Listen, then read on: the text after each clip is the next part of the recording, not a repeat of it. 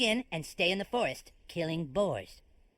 Boars? There's lots of computer-generated boars in Warcraft that die with just one blow. Dude, boars are only worth 2 experience points apiece. Do you know how many we would have to kill to get up 30 levels? Yes. 65,340,285. Which should take us 7 weeks, 5 days, 13 hours, and 20 minutes, giving ourselves 3 hours a night to sleep. What do you say, guys? You can just hang outside in the sun all day tossing a ball around. Or you can sit at your computer and do something that matters.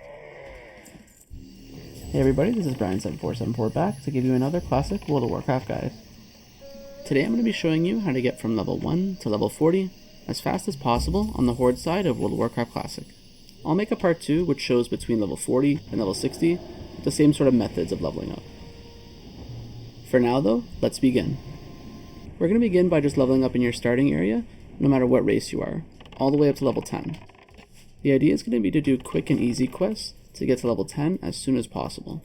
So avoid doing quests that require lots of travel time, or group quests, or quests that are just hard to accomplish when the servers are really busy.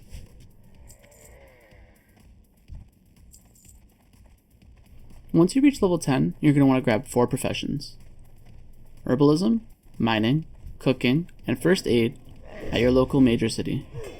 Once you've got your professions, head over to Durotar, and we're going to farm Dreadmaw Crocs, or the corrupted Dreadmaw Crocs.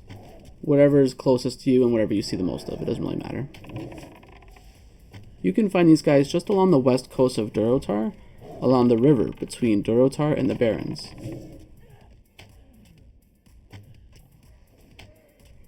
These guys do hit kind of hard, but they go down relatively quickly. They also give some great XP per hour, and you can get some skinning off of them while you're here leveling.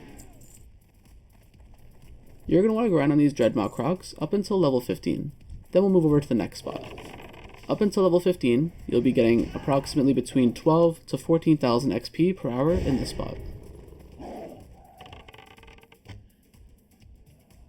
Be sure to skin these guys if this is your first character, since you'll need all the extra gold you can get while leveling to buy your mount later on.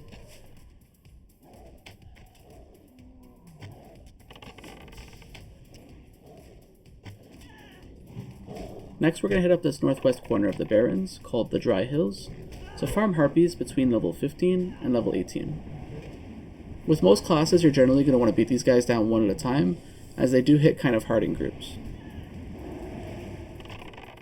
These guys do drop a fair bit of copper and silver, as well as stuff you can vendor for a pretty decent price, but the real reason we're here is the great amount of XP you're going to get. You're looking at between 14 to 15,000 XP per hour in this spot. By the way, you rogues, you're going to have a great time here, since this is a fantastic spot to pickpocket while you're farming.